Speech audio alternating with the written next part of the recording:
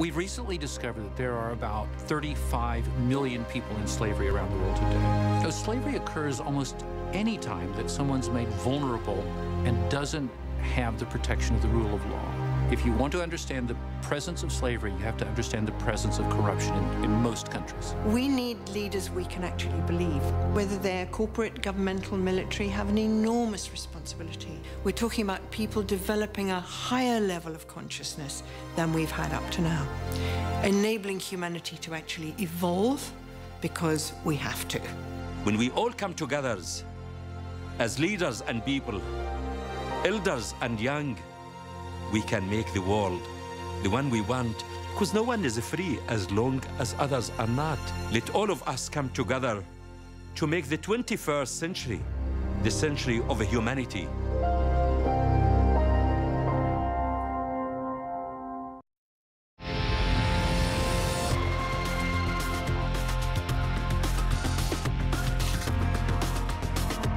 Coming to you live from Hong Kong, you're back watching Newsstream. All this week on CNN's Freedom Project, we've been showing you how traffickers are preying on young women working at India's tea plantations. A journalist, Mohammed Leela, took us deep into the mountains where criminals are luring poor, vulnerable girls from home with false promises of legitimate work.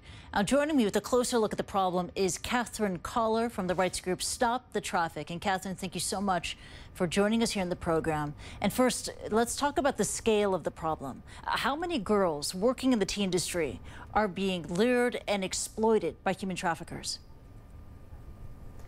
I think one of the issues we have is it's really difficult to get that kind of statistic.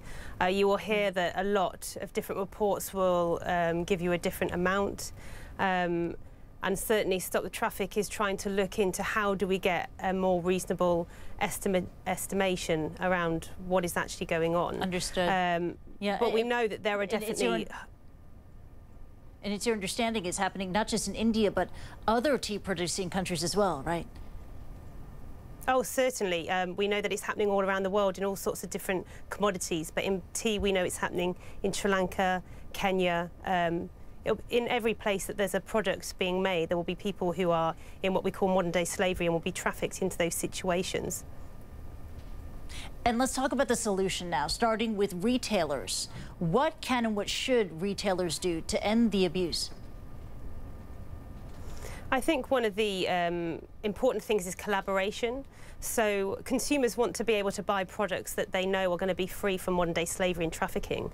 So it's important to be working with lots of different organisations, NGOs, government enforcement to make sure that we are eradicating trafficking and slavery from supply chains.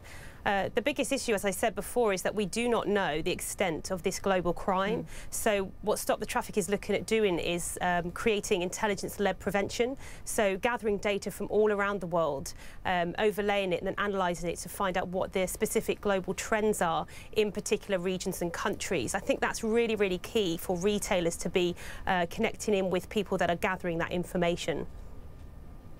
And also the consumer response, because our global viewers at the Freedom Project, they're asking, what can we do? What can we do as consumers to help stop the trafficking of girls in these tea-producing regions?